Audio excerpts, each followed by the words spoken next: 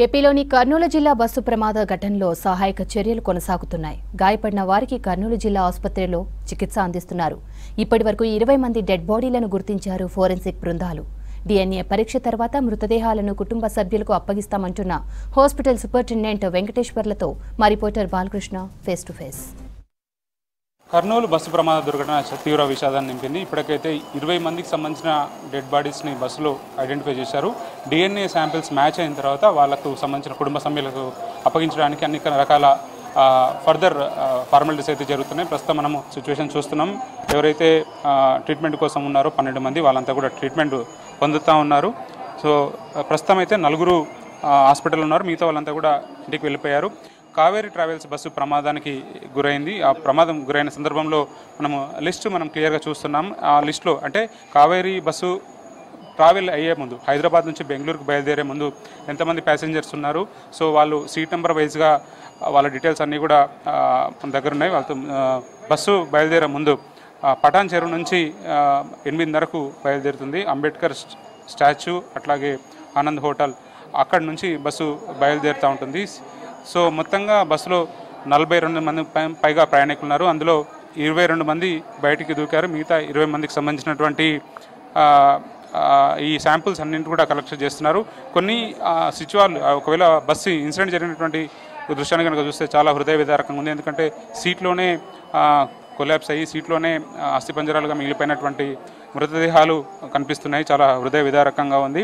అయితే seat number 4849లో female 64 years, male 41 years.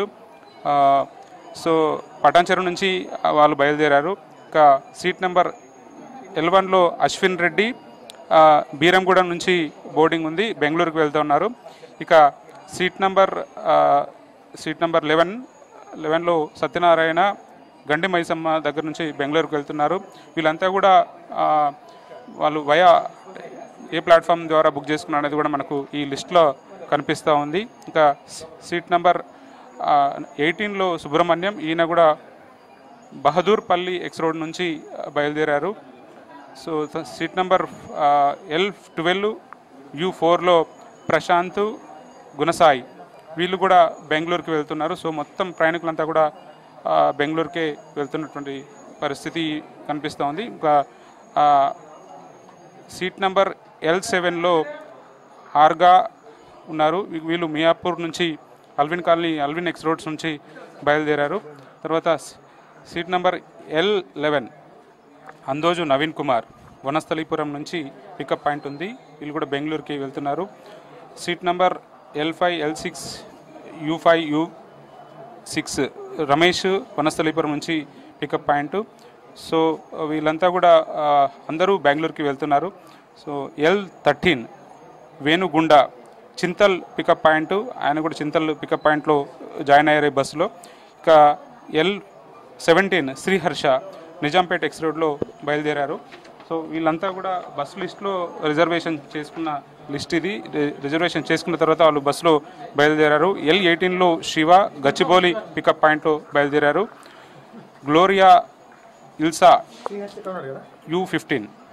So L3లో యువన్ శంకర్ రాజ్, ఈయన కూడా ఎల్బీ నగర్లో పికప్ చేసుకున్నారు. తర్వాత Meghanath LB Nagar pickup point U13. అట్లాగే ధాత్రి రామ్రెడ్డి అమృత్ కుమార్, వీళ్ళంతా కూడా U1 U19 U20, వీళ్ళంతా కూడా JN2U పికప్ పాయింట్లో జాయిన్ అయ్యారు. మూసాపేట్ దగ్గర చందన మంగ సూర్య, వీళ్ళంతా కూడా మూసాపేట జంక్షన్లో 2 ప్యాసింజర్స్ జాయిన్ అయ్యారు. అట్లాగే భరత్ నగర్ దగ్గర ఉమాపతి L21లో జాయిన్ అయ్యారు. సో ఎర్రగడ్డ దగ్గర పంకజ్ కుమార్, అట్లాగే SR నగర్లో చరిత్, హారిక, కీర్తి, 3 ప్యాసింజర్స్ కూడా SR నగర్ దగ్గర జాయిన్ అయ్యారు. అట్లాగే ప్యారడైజ్ దగ్గర 2 ప్యాసింజర్స్ తరుణ్, వేణుగోపాల్ రెడ్డి, వాళ్ళు కూడా ప్యారడైజ్ దగ్గర జాయిన్ అయ్యారు. వాళ్ళు బెంగళూరుకి వెళ్తున్నారు. సో తర్వాత నాంపల్లి మెట్రో స్టేషన్ దగ్గర ఆకాష్ ఒక ప్యాసింజర్ జాయిన్ కావడం జరిగింది. అట్లాగే లగడికప్పుల దగ్గర 3 ప్యాసింజర్సు మొహమ్మద్, కైజర్, జయంత్, అట్లాగే అనుష, వీళ్ళు 3 కూడా ప్యాసింజర్సు లగడికప్పుల దగ్గర బస్సులో ఎక్కడం జరిగింది. అట్లాగే ఆరంగర్ దగ్గర అశోక్, గిరిరావు, అట్లాగే దీపక్ కుమార్ వీళ్ళు ముగ్గురు కూడా ఆరంగర్ దగ్గర స్టార్ట్ కావడం జరిగింది. సో మొత్తంగా 42 మందికి సంబంధించిన ప్రయాణికుల బస్సు అయితే అక్కడ నుంచి స్టార్ట్ అయిన తర్వాత కర్నూలు దాటిన తర్వాత ఉలిందకొండ దగ్గర తెల్లవారుజామున ఈ ప్రమాదం జరిగింది. సో ఇప్పటికైతే 20 మందికి సంబంధించిన ఆనవాళ్ళని ఐడెంటిఫై జరిగింది. ఫార్మాలిటీస్ పూర్తయిన తర్వాత కుటుంబ సభ్యులకు అప్పగించే అవకాశం ఉంది. Vote studio.